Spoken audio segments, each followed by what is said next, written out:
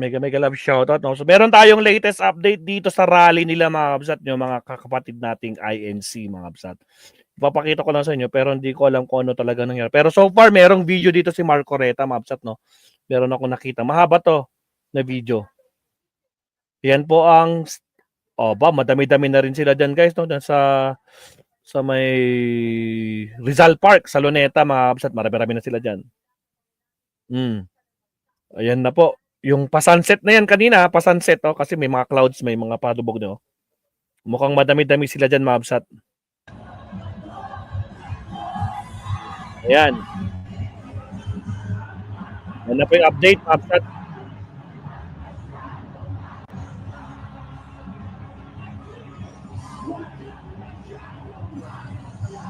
Meron nagko-concert.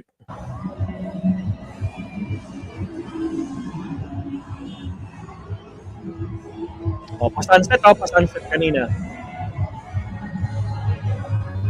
Mas okay sana pag medyo zoom pa ng konti para nakikita naman natin, di ba? Masyadong maliliit kasi. Pero so far, ito nakikita natin na aerial type. Nakataas ng building, marami-rami itong tao to, guys.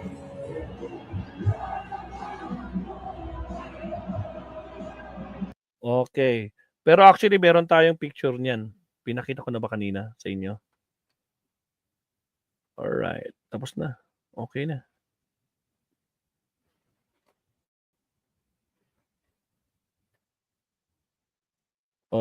Wait lang. Pakita natin ito, mabsat. Naka po. What? Nasaan na yun? May sample. May nakita kong kan eh. Wait lang. Ito guys. Yan o. Ayan. Yung pinakita ko na sa inyo kanina to. Ito yun. Yan o. Medyo madami-dami rin sila, mabsat. Marami-rami. Yung iba nagpatay na ng content dyan. Diba? Rizal Park yun, si Jose Rizal. Statue ni Jose Rizal. Marami-rami na rin siya kahit papaano, absat, no, nakita natin na talagang yung mga kapatid natin na kwan dyan. At saka yung iba dyan nakisaw-saw na din, no? Para magmukha silang madami. Siya, puntahan natin si Marcoleta, mabsat. May sinasabi si Marcoleta dito, mabsat. Saan na si Marcoleta? Marcoleta, labas. Ito. Marcoleta. Lumabas ang video ni Saldico.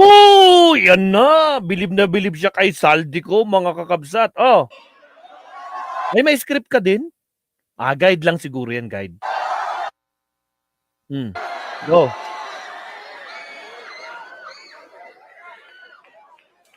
Ano sabi?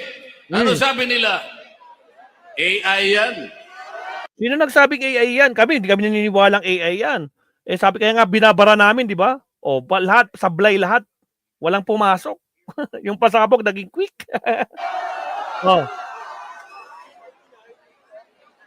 Ano? Sasagkain na naman nila yung transparency. Sasagsak. Akala ko gigil na gigil kayo kay Zaldico. Ngayon na may binanggit siya. Bakit? Nakakapagtaka, no? Yung ebidensya ni Zaldico na picture na merong proof na galing sa congressman ng Davao, yung mismong sports car na yun, ngayon bilib na bilib. Alam na alam ang connection Naku po. Ipag-connect natin. Naku po, alam na natin ang mangyaring script nila dito. Sige, tuloy. Palalabuin na naman nila? Anong palalabuin? Malinaw.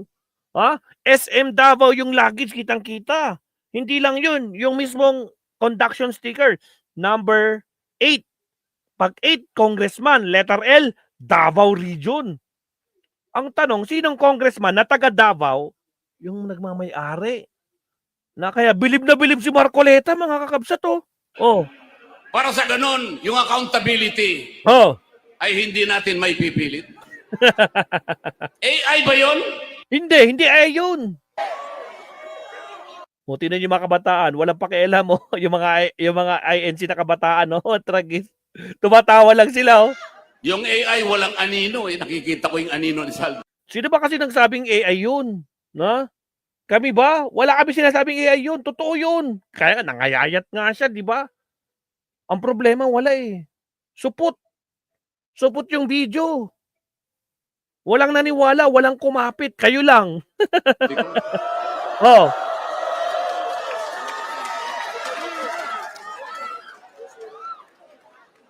Oh, ano na? Ngayong kahapon, Oh. Kahapon, ano nangyari? dahil nakita nila yung paglalahad, yung video recording ni Saldico. Oh, ano nangyari? Nakita nila. Nakita rin namin. Nakita rin namin na palyado kasi nga tutragis yung pictorial ng ebidensya nyo doon sa Davao nang galing. Na sinasabi nilang AI. Oh. Paano magiging AI? Eh, ito'y unang lumabas sa official page ni Saldico mismo. O sige, bilib na bilib talaga, ipagtanggol mo si Saldico ngayon. Samantalang nun, galit na galit kayo dyan. Ngayon, pinagtatanggol nyo. Eh paano? Bistado ang mga galawan nyo. Kasi nga, yung ebidensya, sabi nyo, diniliver. Sinabi ni Saldico, nag-deliver daw siya ng mali-maleta. Kaila Pangulong Bongbong Marcos, kay Romualdez. Pero bakit? Bakit yung pictorial ng sasakyan nyo nandun sa Davao? Bistado! Oh. Ano na? Nagpalabas ng statement ang ombudsman. Oh. Nagpalabas. O, anong nangyari? Ano sabi nila? Kahapon lang ito. O, para bago namin tanggapin yan. John Rex lang, Kinakailangan na ibuwi ka John rito Rex. at paberipika mo yan. Siguro panutaryo mo yan. Gawin mong opisyal yan.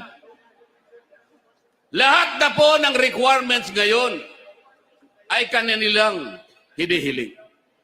Kayo nga, maka-due process nga kayo. Sundin natin ang due process. Noong panahon hindi ko, walang due process eh. Patay-patay ka agad. Wala nang due process. Oh, tapos ngayon, nabibwisit kayo kung dadaan sa tamang proseso. Ipa-authenticate. Kumbaga, isumpaan niya, magsumpa siya na yung kanyang sinagsasabi ay totoo. Bakit takot siya? Kaso wala kasi naniniwala, kayo lang. Sino pinagloloko nyo? Yun ang problema sa inyo eh. Panatiko kasi kayo. Lalo ka na. Marcoleta. Kala mo Marcoleta, hindi ka namin nakakalimutan na. Anong sabi mo nung eleksyon? Nung kampanya? Lahat ng mga kuryente nyong below 2,000 or 2,000 gagawin na nating libre. Anong petsa na? Ilang months na? Marcoleta, asan na yung libre na kuryente? Asan na? Ano yun? Sinabi-sabi mo lang, ano ganyan? Nambubudol ka ba? Marcoleta, asan na yung pinangako mong 2,000? Marcoleta, asan na? Anong petsa na July, August, September, October, November. Naku, 5 months ka nang sumasahod bilang senador. 5 months. Asan na yung 2,000 na pinangako mo? Ano yun? Yun ang totoong budol. Putragis, asan na? Amote ka eh. O, sige tuloy. Nakalimutan nila sa mismong charter ng ombudsman. Yung mismong batas na gumawa sa opisina ng ombudsman. Pwede kang maghain ng complaint sa anumang kaparaanan at anumang forma. Ganun kahit naman pala. anonymous tatanggapin. Ganun ba? Paano natin may... Paano ba naman kasi? Yung bilib na bilib ka kay Orly Gotesa na isang most credible witness. No? Nasaan siya ngayon? Nasaan yung most credible witness na ikaw ang nagpresenta? Nasaan? Marcoleta, nasaan siya? Ikaw nagpresenta, malamang nagkakausap kayo. Kayo nagkakausap, di ba? Nagtatawagan kayo. Sabi mo, nag-usap kayo, ganito, ganyan. Magkita tayo dito, pumunta ka sa Senado, 9:00. Kayo nag-uusap, ngayon di mo alam kung nasaan, sasabihin mo, nasa Marines. Pero sinabi ni Labrador, nandyan daw sa inyo. Kasi INC din yan. Si Orly Gotesa. Tapos ngayon kay Saldico.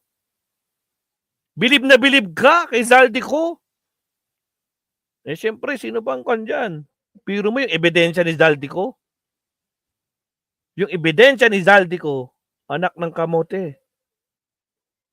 Oh, baka sabihin nyo, wala tayo. Pakita natin mga chat, kasi siyempre ibang topic to.